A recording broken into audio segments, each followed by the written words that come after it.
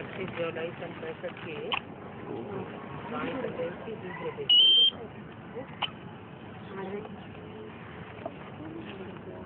पार जाना है। की दुनिया के जो संकल्प है उनसे भी पार जाना है, और बेहद की दुनिया जो आने वाली है उसके भी पार जाना है। क्यों? बेहद की दुनिया कौन सी आने वाली है?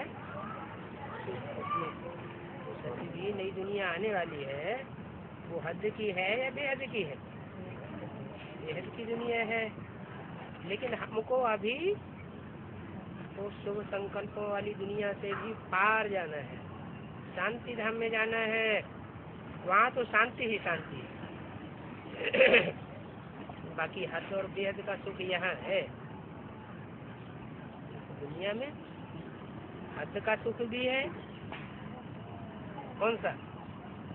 इसे कलयुगी दुनिया का, और बेहद का सुख भी है, कौन सी दुनिया का? सत्य की दुनिया का। अच्छा, सत्य की दुनिया में तो जब आएगा तब आएगा। अभी बेहद का सुख हम अनुभव कर सकते हैं या नहीं कर सकते हैं? कर सकते हैं। कैसे? जब पूरा पूरा आत्म की स्थिति में टिक जाते हैं, स्व माने आत्मा स्व की स्थिति में टिक जाती है तो स्वर्ग का अनुभव करने लगती है, बहुत ही हल्कापन आ जाता है। शांति धाम तो हम आत्माओं का घर है, वहाँ आत्मा कोई पार्ट नहीं बजाती है, वहाँ तो आर्गन्स ही नहीं है। फिर ड्रामा अनुसार तुम्हारा सत्युग का पार्ट इमर्ज होता है, जो तुमने पार्ट बजाया है। कल्प कल्प वो ही पार्ट बजाते रहते हो। ये बात है, सिवाय बाप के और कोई समझा ही नहीं सकता। क्या बात है कि कल्प कल्प हू बहु ड्रामा रिपीट होता है। ये दुनिया में और कोई धर्म गुरु इस बात को नहीं बताते। सुख का संबंध और दुख का बंधन भी तुम जानते हो। सुख का संबंध, में कौन सा संबंध होता है? सुख का है। अगर हमारी यही ऐसी स्टेज बन जाए, ना हम दुख लें और न दूसरों को दुख दें, दुख लेना भी नहीं है और दुख देना भी नहीं है, ऐसी पक्की परिपक्व स्टेज बन जाए तो फिर यहाँ भी हमको सुख के संबंध की अनुभूति हो सकती है। दुख का बंधन भी तुम जानते हो। वो बंधन, वो संबंध आसुरी संबंध है। भले कोई भी कर्मेंद्रियों से जोड़ा जाता हो, इसके रिजल्ट में दुख निकलता है, वो आसुरी संबंध है। तो आसुरी संबंध से तुमको ईश्वरीय संबंध में आना, और इस दुनिया में तुमको आसुरी संबंध में रहना भी, क्योंकि सब तो ईश्वरीय संबंध में इकट्ठे तो नहीं रह सकेंगे। क्या अमृतवाणी में इस बार क्या बोला था? हद के बंधनों से आत्मा मुक्त हुई है? जो हद के बंधनों से खाना पीना, रहना सहन, रहन सहन, आना जाना जैसे हम चाहते हैं वैसे ही होता रहे, इस तरह के बंधनों से कोई बंधे हुए तो नहीं है। जब चाहे तब हमारी आत्मा जहाँ चाहे वैसे शिरकत कर सकती है। तो सब संबंध ईश्वरीय संबंध में इकट्ठे नहीं रह सकते। अब इतने सब कहाँ रहेंगे? मतलब इशारा कहाँ का दिया? माउंट आबू में भी जो तुम बच्चे परम धाम उतारेंगे, उसमें क्या सारी आत्माएं आ जाएंगी क्या? है? सारे तो नहीं आ सकते। उसमें वही आत्माएं पहुँचेंगी जो न दुख लेना है और न दुख देना है। इस स्टेज पर अंतिम चरम सीमा को प्राप्त कर रहे हैं। अगर सब इकट्ठे रहे इतने सब, फिर तो सन्यासियों मोहक हो जाए, सब कोई घरघाट छोड़ करके वहां जाके बैठ जाए। अरे ये कुटुंब कहाँ ले जाएंगे, पृथ्वी को पाते ही रहते हैं। पहले पहले देखो बहुत छोटा घर था। बाबा ने जब सत्संग शुरू किया तो मम्मा के कमरे से भी छोटा कमरा था, 3 पैर पृथ्वी का था। और तुम छोटी कोठरी में आते थे, जगह छोटी कोठरी में कितने लोग बैठेंगे। मम्मा की खपरेल वाली कोठरी किसी ने देखी, पुरानी वाली, अब इसे तोड़ दी होगी। बाबा का जो कमरा था खपरेल वाला पुराना, तो उस कमरे के सामने जो बाबा का कमरा था उससे लगभग तिहाई स्थान था। तो उसमें कितने लोग बैठ सकते हैं? हैं? खूब कम लगता है। कितने कम? 8 10, इससे ज्यादा नहीं बैठ सकते। तो बोला तुम छोटी कोठरी में आते थे, जैसे बाबा कहते हैं ना घर में गीता पाठशाला खोलो, वैसे पहले भी था। जब बाबा ने शुरुआत की तब तो जो आदि में था वही है, क्या होगा? जो आदि में था वही संगठन अंत में भी होगा कि बदल जाएगा? है? बोलो। जो आदि वाले हैं वो अंत में भी इकट्ठे होते हैं। तो बोला जैसे बाबा कहते हैं ना घर में गीता पाठशाला खोलो, वैसे पहले था। पूछते हैं कोई कोई शुरू कैसे हुआ, बाबा बताते हैं ऐसे शुरू हुआ। 3 पैर पृथ्वी के थे, फिर बाद में बड़े मकान लिए, 4 मकान लिए, बच्चे भी बहुत आ गए हैं। एक कोठरी से बढ़कर के कितने हो गए? 4 बड़े बड़े मकान हो गए। भट्ठी बनी, 4 मकान लिए, 4 मोटरें, बस आदि भी थी। इसलिए बाबा बच्चों को भी कहते हैं 3 पैर पृथ्वी के लेकर के अपनी गीता पाठशाला खोल दो। इसके लिए लोन लेने की, मकान बनाने की दरकार नहीं है। फिर तुम तो सारे विश्व के मालिक बन जाते हो। 3 पैर पृथ्वी से शुरू करते हो और सारे विश्व के मालिक बन जाते हो। गाते भी हैं ईश्वर विश्व का मालिक है। परंतु अब तुम समझते हो विश्व शक्ति को कहा जाता है। बाप तो मालिक बनता नहीं है। कौन सा बाप? बिंदु बिंदु आत्माओं का बाप सुप्रीम सोल शिव तो विश्व का मालिक बनता नहीं है। कौन बनता है? इसके बारे में क्या बोला है मुरली में? फरुखाबाद के लोगों से जाकर पूछो जो मालिक को बहुत मानते हैं, उनसे कहो वो विश्व का मालिक है, निराकार होगा या साकार होगा? जरूर कहेंगे साकार होगा। फरुखाबाद के लिए ही क्यों बोला? और इतने जिले हैं उत्तर भारत में, दक्षिण भारत में, इतने ढेर सारे स्टेट्स में, बार बार फरुखाबाद के लिए ही जहाँ जहाँ मालिक की बात आती है, विश्व के मालिक की, फरुखाबाद के लिए ही क्यों बोलते हैं? तो अब तुम समझते हो विश्व शक्ति को कहा जाता है। बाप नहीं मालिक बनता है, बाप तो आते ही हैं खिदमत करने। क्या बाप क्या है? खुदाई खिदमतगार है। जब सारे यूनिवर्स में सब दुखी होते हैं, क्या कहा है? कौन सी यूनिवर्स में? पहले कौन सी यूनिवर्स में सब दुखी होते हैं?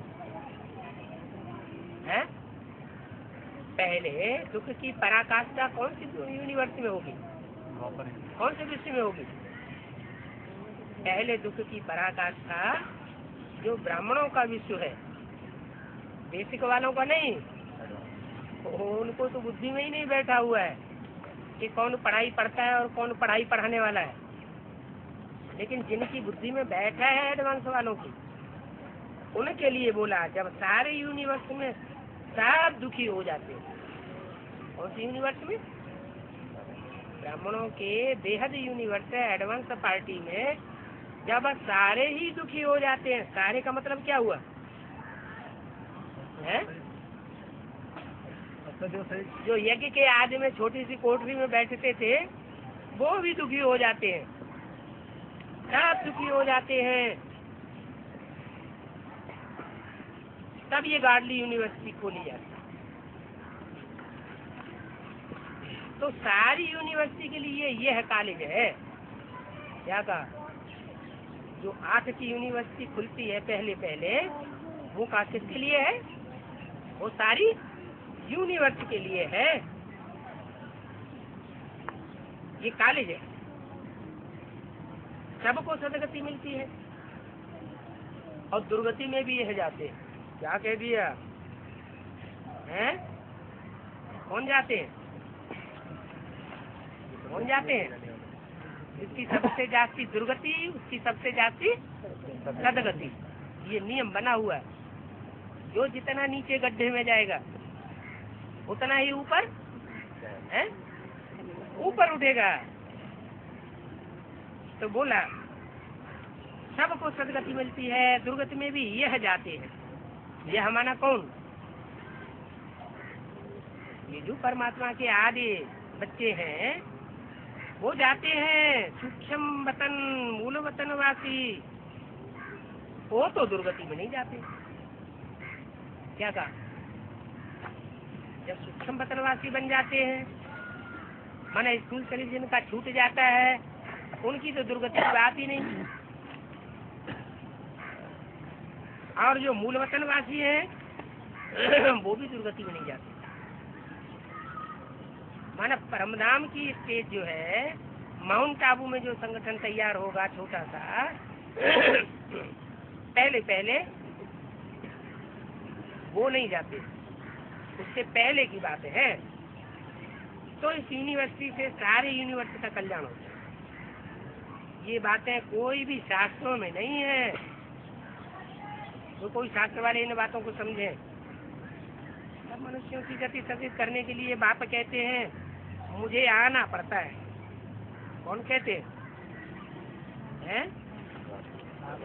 मुझे आना पड़ता है। काहे के लिए? गति भी करने के लिए और सदगति भी करने के लिए। ऐसे नहीं कि ब्रह्मा के तन में आता हूँ और ज्ञान सुना के चला जाता हूँ और गति सदगति फिर दीदी दादी दादाएं करते रहते हैं। क्या बताया? सब मनुष्यों की गति सदगति करने के लिए बाप कहते हैं मुझे आना पड़ता है। क्या? ये भी कंपल्सन है कि बाप के आए बिगर सारी संपन्न गति सदगति का होने वाला नहीं है। नहीं तो पावन कैसे बनेंगे? अगर मैं नहीं आऊंगा तो पावन कैसे बनेंगे? क्योंकि इस दुनिया में तो सब पतित है। रावण भी, माया भी बड़ी दुस्तर है। आधा कल्प तुमको दुख में ले जाती है। तो ये खेल है। जब बॉक्सिंग होती है, मुक्केबाजी, तो दोनों समर्थ चाहिए ना। क्या? एक कमजोर हो और एक बॉक्सर हो, बहुत तीखा हो, तो उसकी तो गुदड़ी बना देगा। दोनों कैसे चाहिए? दोनों तीखे चाहिए। आधा कल्प जीता आधा कल्प हार होती है। ये बॉक्सिंग हद की बॉक्सिंग नहीं है। स्कूल मुक्केबाजी कौन सी बॉक्सिंग है? हाँ, बेहद की विकारों की लड़ाई है, बेहद की है। इनको युद्ध स्थल कहा जाता है। ऐसा युद्ध स्थल है, हमारा रूहानी युद्ध स्थल है। इसमें माया रावण को जीतना पड़ता है। कल पहले भी तुमने जीत पाई थी। ये बात सुन करके होल्ड ऑन नहीं हो जाना कि अरे ऐसी भी परीक्षाएं आएंगी। कल पहले भी तुमने जीत पाई थी। तुम देख रहे हो कौन कौन निकलते। क्या कहा? तो बॉक्सिंग में तुम देख भी रहे हो क्या इस बॉक्सिंग में कौन कौन निकलते हैं। कोई कहते हैं बाबा क्रोध आ जाता है ना। जो कहते हैं क्रोध आ जाता है वो उस बॉक्सिंग की लिस्ट में अभी नहीं। बाबा कहते हैं ये तो भूत है। अगर क्रोध आ जाता है तो ये तो भूत है। दान में देकर अगर वापस लेंगे तो और ही बहुत सतावेंगे। क्या? माया को बाबा ने बेटी को फ्री किया हुआ है। कोई श्रीमत के बरखिलाफ चलते हैं, बाबा को धोखा देते हैं, बाबा को तो निश्चय पत्र लिख के दे देते हैं। क्या हम जीवन भर पवित्र रहेंगे। फिर वो दान देकर विकारों का अगर वापस लेते हैं तो माया रावण और ही सतावेंगे। तुमने 5 विकार दान में दिए हैं ना, तो इनका संन्यास करना है।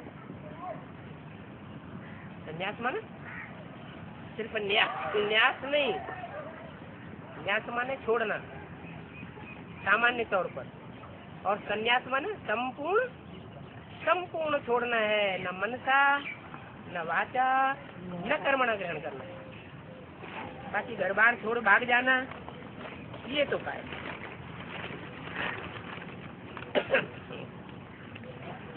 बाप समझाते हैं 64 जन्म तुमने गोते खाए हैं।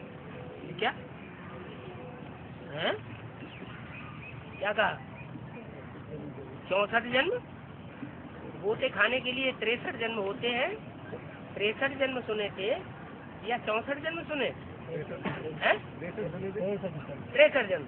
ये 64 क्यों बोल दिए हैं?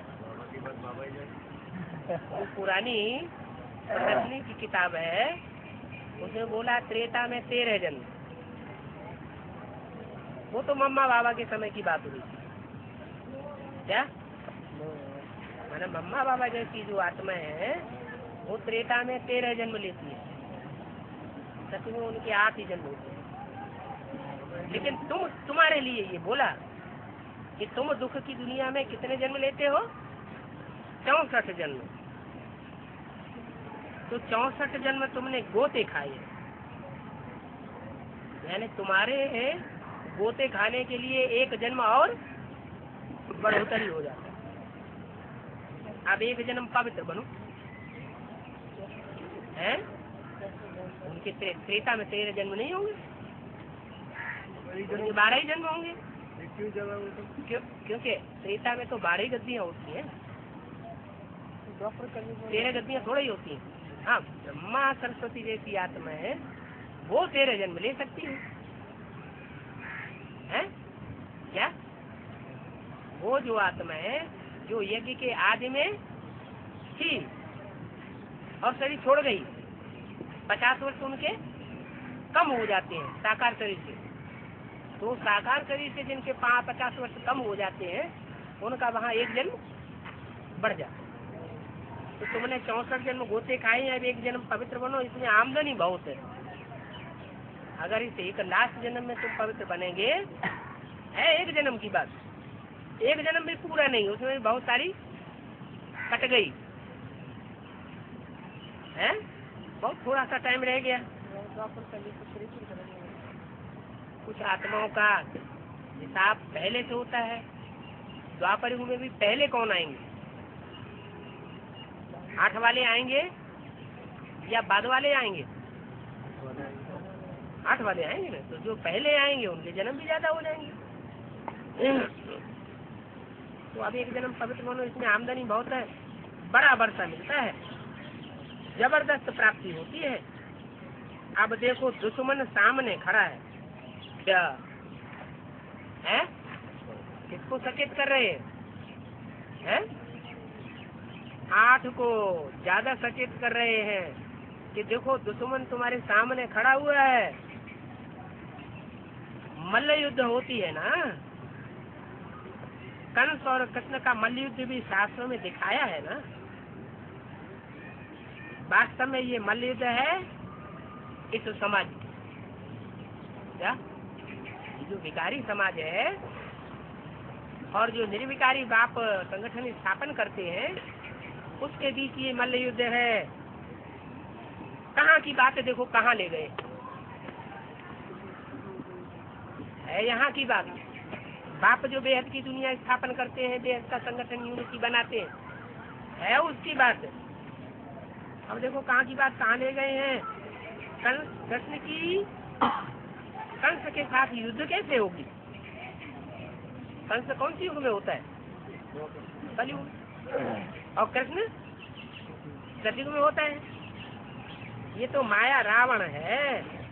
कृष्ण की आत्मा अंतिम जन्म में आ पहुंची है, माया से युद्ध कर श्री कृष्ण बनते हैं। तो कितनी गुप्त बातें हैं जो बाप ही बच्चों को समझाते हैं। अब समझदार बनना है। बाप कहते हैं लाडले बच्चे तुम कितने समझदार थे, अब बेसमझ बन पड़ेंगे। भारत कितना सरकार था, कितना साहूकार थे। सूर्यवंशियों की कोई दरबार देखी? कितने हीरे जवाहरातों के महल देखे?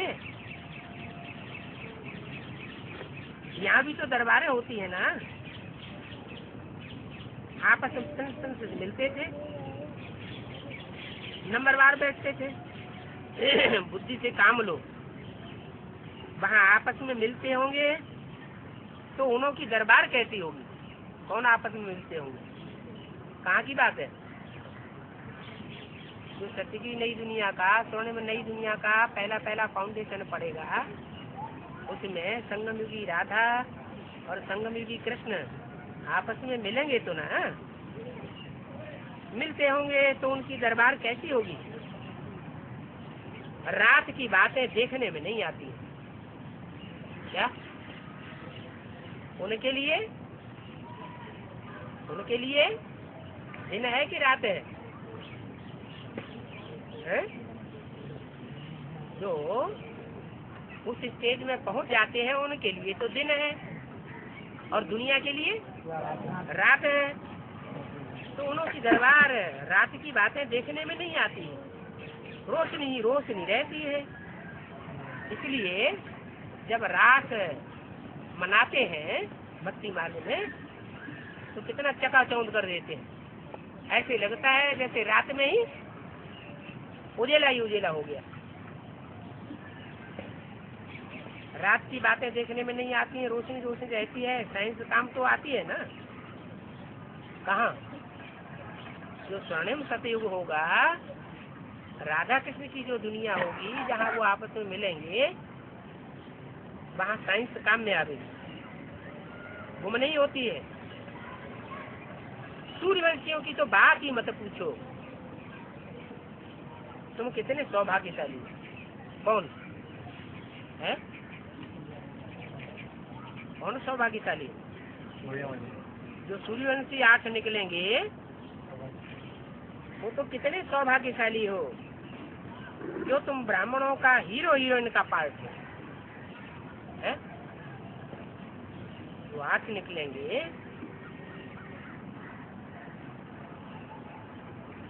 वो डबल विदेशी निकलेंगे ना। तो जिस देश और जिस धर्म से निकलेंगे, वहां से निकलने वाले वो तो विदेशी हुए। आखिरी जन्म में क्या बन जाते हैं? आखिरी जन्म में सूर्यवंशी भी विदेशी बन जाते हैं। तो बोला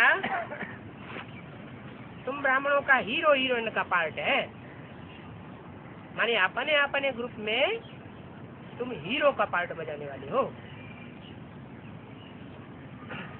तुम वेद का राज्य लेते हो, इसलिए शक्ति शिवसेना का गायन है। वंदे मातरम। क्या कहा?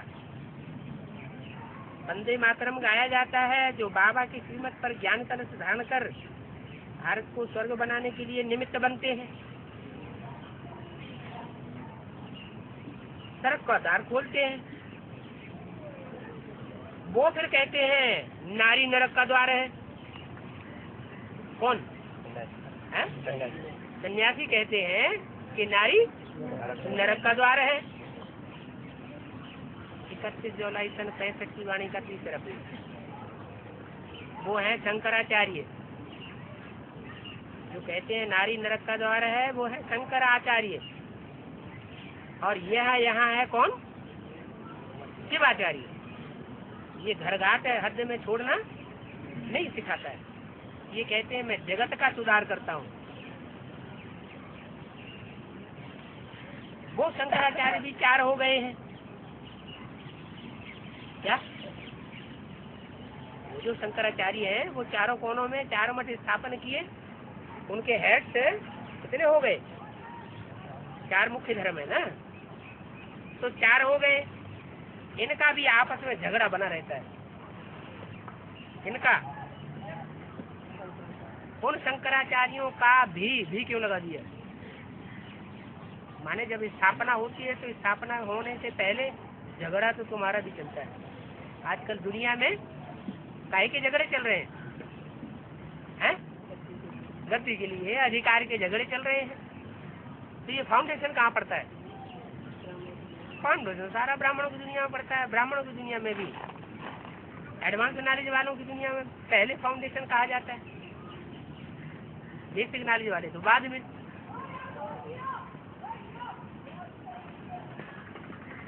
तो गीत में सुना ना, कहते हैं आप मिले तो सारी दुनिया मिली, सब मनोकामनाएं पूरी हो जाती हैं, कोई अप्राप्त वस्तु नहीं, फर्स्ट क्लास वहाँ चीजें होती हैं, उनसे ही ऊंची चीज कोई होती नहीं है। कहाँ? जो भी आज की दुनिया का संगठन बनेगा, उनका संगठन में, यूनिटी में सब कुछ प्राप्ति होगी। उनसे ऊंची कोई चीज होती नहीं दुनिया में। सर्व मनोकामनाएं पूरी होती हैं, स्वर्ग में सब सुख मिल जाते हैं। आगे देखो, ये टेलीफोन, बिजली, मोटरें आदि थोड़े ही थी। ये भी जब अभी बाबा आया है तो निकली है। वहां तो साइंस बहुत काम देती है। कहाँ? जो नई आने वाली स्वर्णिम युग की दुनिया है, उसमें साइंस बहुत काम देती है। अभी भी विलायत में 7 रोज में मकान तैयार कर देते हैं। यहाँ के मनुष्यों की बुद्धि तमो प्रधान है, और वहाँ इनकी बहते में रजो प्रधान कहेंगे। तो देखो, अकल सारा बाहर से आता है। बल ये सीख कर करते हैं, परंतु इतना थोड़े ही सीख सकेंगे। मिलिट्री राज्य ने क्या कर दिया? इतनी महंगाई है।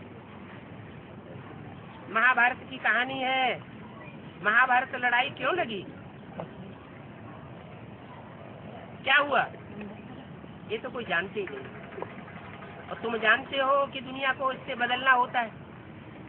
इसलिए स्लोगन क्या दिया? गेटवे टू हेवन इज क्या?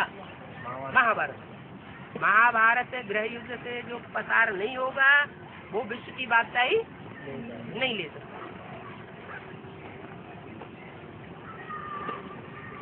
तुम्हारी बुद्धि देखो कितनी खुल गई है। हम देखो कैसे युद्ध के मैदान में खड़े हैं, कैसे युद्ध के मैदान में खड़े हैं? हद का हिंसक युद्ध में खड़े हैं या बेहद के अहिंसक युद्ध में खड़े हैं? बेहद के अहिंसक युद्ध में खड़े। माया सामना करती है। बाप कहते हैं माया का सामना करने के लिए पूरा योग लगाओ। अगर योग में कमी होगी तो माया जरूर पकड़ेगा। तुम भी निर्वाण धाम के रहने वाले हो, जैसे बाप है वैसे तुम भी हो। बाप तुमको विश्व का राज्य देते हैं? तुमको ये किससे कह रहे हैं बार बार? जो यज्ञ के आज में थे जिनकी बात बोल रहे हैं वही बात चल रही है। बाप तुमको विश्व का राज्य देते हैं, उनके बदले दिव्य दृष्टि की चाबी अपने पास रख लेते हैं। क्या राज्य तो तुमको देते हैं लेकिन दिव्य दृष्टि की चाबी तुमको नहीं देते हैं। कहते ये हमारे काम की चीज है, तुम्हारे काम की चीज नहीं है। भक्ति मार्ग में भी तुमको खुश करना होता है, बाकी ये किसको देता नहीं। तुमको विश्व की बादशाही देता हूँ तो देखो ये कोई कम बात हो रही है। दिव्य दृष्टि की चाबी भी कोई कम हो रही है क्या? साक्षात्कार की चाबी तो तुमको नहीं देता हूँ, लेकिन कौन सी चाबी देता हूँ? बुद्धि के तीसरे नेत्र की चाबी, जिसे दिव्य बुद्धि कहा जाता है, वो चाबी तुमको दे देता हूँ। तो ये भी कोई कम हो रही है। खेल देखो कहता है, जो अच्छी रीति समझते हैं अंदर खुशी में रहते हैं। जन्माष्टमी पर भी समझाया कृष्ण जयंती नहीं है, क्या कहा है? यह परमपिता परमात्मा की जयंती गाई जाती है। क्या कृष्ण के द्वारा बाप स्वयं प्रत्यक्ष होता है, कृष्ण अपने को प्रत्यक्ष नहीं करता है।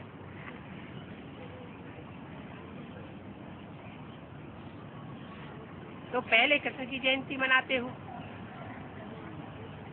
जब पहले कृष्ण की जयंती मनाते हो तो शिव जयंती कहाँ गई? पहले बाप की जयंती होनी चाहिए या कृष्ण बच्चे की जयंती होनी चाहिए? है? ब्राह्मणों की एडवांस की दुनिया में सन 98 में 15 अगस्त सन 98 को कृष्ण जन्माष्टमी के दिन प्रैक्टिकल में जेल से तो छुटकारा हुआ। वो जयंती तो पहले मना ली, लेकिन क्या वो बाप की जयंती थी या कृष्ण बच्चे की जयंती थी? बाप खुद अपने को प्रत्यक्ष करते हैं या पहले बच्चे को प्रत्यक्ष करते हैं? बच्चे को बाप प्रत्यक्ष करते हैं, क्योंकि प्रत्यक्षता पहले उसी की होगी जिसकी प्रत्यक्षता करने वाला पावरफुल हो। सन सोच फादर और फादर सोच सन। तो कृष्ण बच्चा ज्यादा पावरफुल है या शिव बाप ज्यादा पावरफुल है? शिव बाप ज्यादा पावरफुल है। तो 88-89 में ब्रह्मा के 100 साल पूरे हो गए, उनकी बीज रूपी स्टेज तैयार हो गई। मुरली में बोला है, शास्त्रों में बोला है, ब्रह्मा 100 वर्ष की आयु में खत्म हो जाता है। तो सन 88-89 में 100 साल की आयु ब्रह्मा की खत्म हुई। तो नरक में ब्रह्मा खत्म होता है या स्वर्ग में खत्म होता है? नरक में ब्रह्मा खत्म होता है, उनकी आयु पूरी होती है। तो नरक में ब्रह्मा जब खत्म होगा तो कहाँ जाएगा? स्वर्ग में ही तो जाके जाएगा ना। तो पीपल के पत्ते पर नवैया दिखाते हैं, हल्की फुल्की नवैया, और उसमें कृष्ण की कोल गर्भ महल में आराम से बैठी हुई है, कोई उसको तकलीफ नहीं होती है। जब समय आता है तो बच्चा प्रत्यक्ष हो जाता है, अखबारों में, रेडियो में, टीवी में, लेकिन वो आखिरी प्रत्यक्षता नहीं है। क्या कृष्ण बच्चे के द्वारा जो बाप प्रत्यक्ष होता है 15 अगस्त को या जन्माष्टमी के दिन, ऐसा कभी सुना कि वही दिन जन्माष्टमी स्वतंत्रता दिवस का हो और जन्माष्टमी का भी हो? है? लेकिन 98 में ऐसा हुआ। क्या वही 15 अगस्त कृष्ण की जयंती भी थी और वही 15 अगस्त स्वतंत्रता दिवस भी था, मनाया गया। तो बोला जन्माष्टमी पर भी समझाया कृष्ण जयंती नहीं है, ये परमपिता परमात्मा की ही जयंती गाई जाती है। पहले कृष्ण जयंती मनाते हो, तुम तो मनाते हो, लेकिन शिव जयंती कहाँ गई है? पहले शिव जयंती है हो, तब तो कृष्ण का जन्म हो। पहले बाप प्रत्यक्ष हो, फिर बच्चा प्रत्यक्ष हो।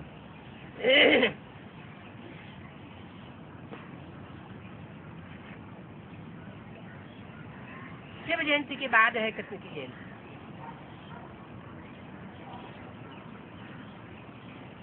तो बाबा भारत में स्वर्ग बनाते हैं, कहते हैं कल्प के संगम पर आता हूँ। महाभारत है, महाभारी महाभारत लड़ाई भी है। तब नरक का विनाश और स्वर्ग की स्थापना हो। क्या कहा? दोनों काम साथ साथ होते हैं। एक तरफ पुरानी दुनिया का विनाश, कौन सी पुरानी दुनिया? बाहर की। हाँ, पहले पुरानी ब्राह्मणों की दुनिया का विनाश और नई ब्राह्मणों की दुनिया के संगठन की स्थापना।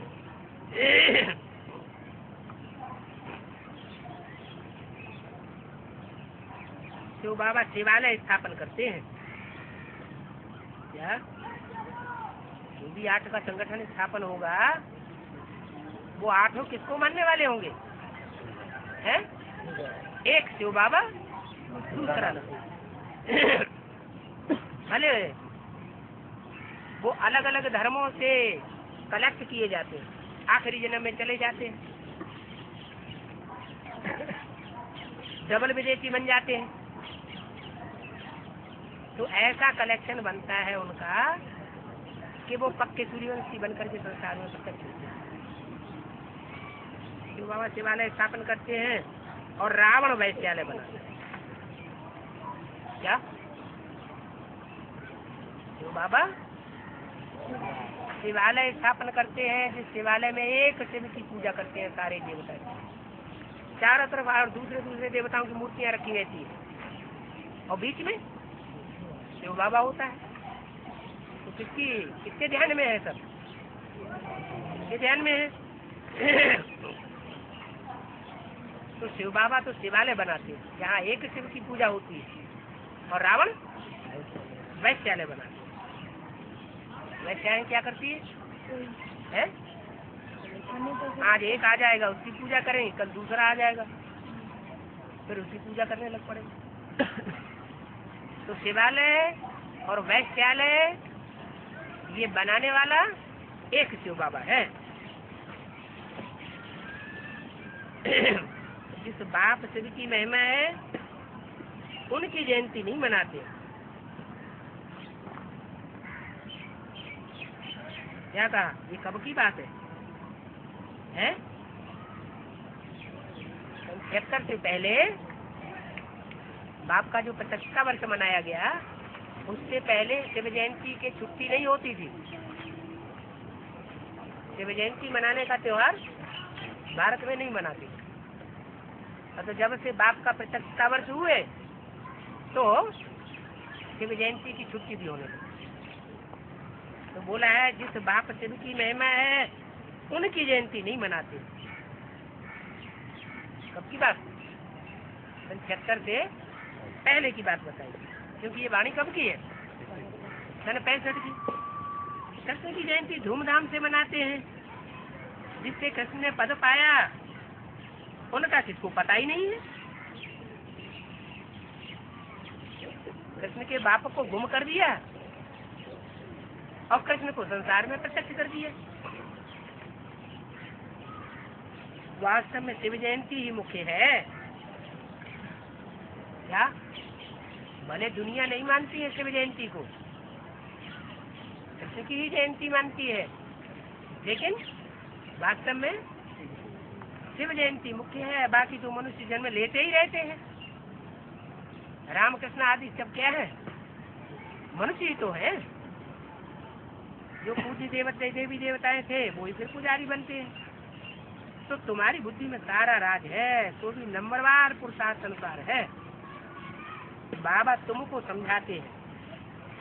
क्या कहा है? तो बाबा किसको समझाते हैं? तुमको समझाते हैं, फिर तुम औरों को समझाते हो। गीता में भी क्या कहा गया? संस्कृत गीता जो मनुष्यों ने बनाई है उसमें भी क्या कहा गया? मैं ज्ञान पहले पहले किसको देता हूँ? सूर्य देवता को देता हूँ। फिर सूर्य से सूर्यवंशी बच्चे पैदा होते हैं, वो ज्ञान उठाते हैं। उस साकार में तो ज्ञान देने वाला कौन हुआ है? कौन हुआ? अरे ज्ञान सूर्य हुआ ना। शिव तो ज्योति बिंदु है, वो कैसे ज्ञान देगा? तो तुम बच्चे ज्ञान उठाते हो, फिर औरों को समझाते हो। तो प्रिंसिपल आदि को भी समझाना चाहिए। ये जो स्कूलों में हिस्ट्री ज्योग्राफी समझाई जाती है, ये तो अधूरी नॉलेज है। मूल वतन, स्थूल वतन, सूक्ष्म वतन, इन सब का राज समझना। तुम इन तीनों को जानते हो। क्या जानते हो? मूल वतन क्या है? मूल वतन माना निराकारी स्टेज। सूक्ष्म वतन माना है मनन चिंतन मंथन की स्टेज। और साकार वतन माना यहाँ श्रेष्ठ संकल्प आए, दुष्ट संकल्प कोई भी ना आए।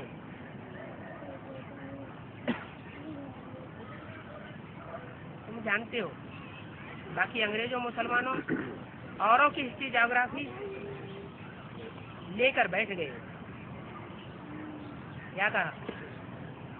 जहाँ फरिश्ताओं को मानते हैं वहाँ अंग्रेजों मुसलमानों की हिस्ट्री ज्योग्राफी। अपने भारतवर्ष में देवताओं को मानते हैं या फरिश्ताओं को मानते हैं? देवताओं को मानते हैं। वो कहते हैं हम फरिश्तों को मानते हैं। शूटिंग कहाँ हो रही है? भगवान का रूप कहाँ, किसको मानते हैं? वो बेसिक नॉलेज वाले गीता का भगवान का रूप किसको मानते हैं? सूक्ष्म मतवादी ब्रह्मा को मानते हैं। और तुम साकार में आए हुए निराकारी स्टेज वाले शिव शंकर भोलेनाथ को गीता का भगवान मानते हो। तो अंग्रेज और मुसलमानों की हिस्ट्री ज्योग्राफी ले बैठे। वेद की हिस्ट्री ज्योग्राफी वेद का बाप समझाते। हम उनसे देवता बन रहे हैं। स्वर्ग का प्रिंसिपल से बनना है तो आओ हम तुमको बतावे ये हेवन के प्रिंसिपल कैसे बने। उन्हों को ये वर्षा कैसे मिला? इन्हों को है राधा कृष्ण को ये वर्षा कैसे मिला? देने के निमित्त कौन बने? जरूर कोई विश्व के बादशाह ही होंगे ना। जो विश्व का बादशाह बना होगा कोई दूसरों को विश्व की बादशाही दे सकता है। खुद नहीं बना होगा तो दूसरों को भी नहीं दे सकता। ये सूर्यवंशी डायनेस्टी कैसे स्थापन हुई?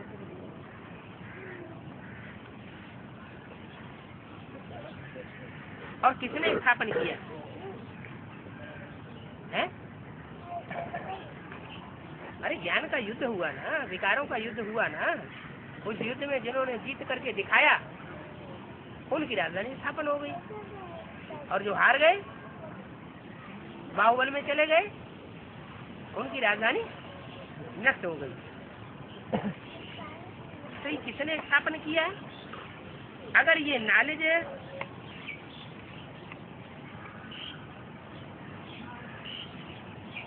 ये नॉलेज तुम न लो तो फिर तुम फिलासफर काहे की?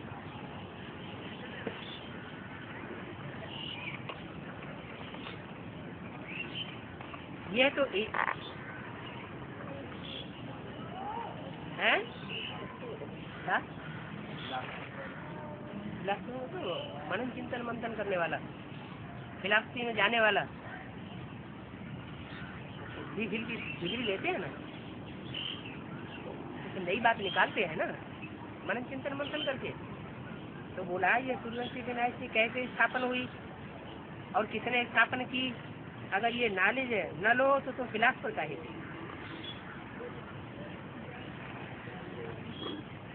इस सर्जन की भेंट में वह क्या करते हैं और ही रोग बीमारी आदि बढ़ जाती है। क्या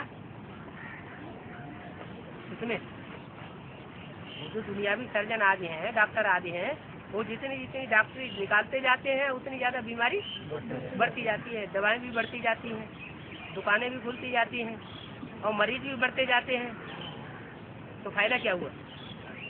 तो बाप कहते हैं इस सर्जन की भेंट में वो क्या करते हैं, और ही रोग बीमारी आदि बढ़ती जाती है। रूहानी सर्जन आत्मा को इंजेक्शन लगाते हैं। क्या वो इंजेक्शन शरीर को नहीं लगाते, काहे को इंजेक्शन लगाते हैं? रूह को इंजेक्शन लगाते हैं। काहे का इंजेक्शन? रूह को ज्ञान योग का इंजेक्शन लगाते हैं। तो सब निरोगी बन जाते हैं। तुम तो इजाजत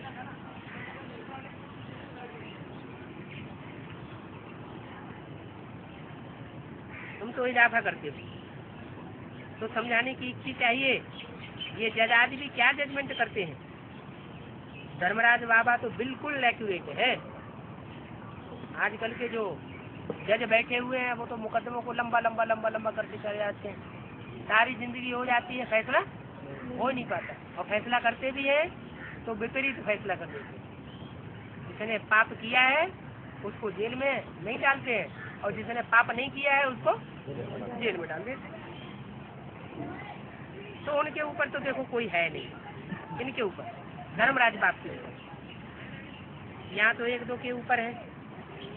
कहाँ? इस दुनिया में जो जज वगैरह हैं, पहले छोटा कोर्ट, फिर सुपर कोर्ट, जिला जज, फिर उसके बाद हाई कोर्ट। हाई कोर्ट में भी अलग अलग अलग अलग क्रम है। फिर उसके बाद सुप्रीम कोर्ट। तो एक के ऊपर एक बैठे हुए। सच्चा सच्चा धर्मराज तो एक है, बाकी तो ये सब हज्जाम ठहरे। कौन है? ये जो जज हैं आजकल के, वो सब हज्जाम है, रिश्वत लेकर के अपना धंधा चलाए रहे। आगे चल तुमको सबको कहेंगे, सन्यासियों को भी कहेंगी, तुमने तो परमपिता परमात्मा सब सर्वव्यापी कह दिया, और ऐसे कह करके सबका बेड़ा कर सकते। तो बाप कहते हैं इन सबको छोड़ो, इनको, इन सन्यासियों आदि को छोड़ो, मैं तुमको शिवालय में ले जाता हूँ। सन्यासी लोग तो अभी सब अंदर घुस आए। क्या? पहले घर घाट छोड़ करके जंगल में चले जाते थे, और अब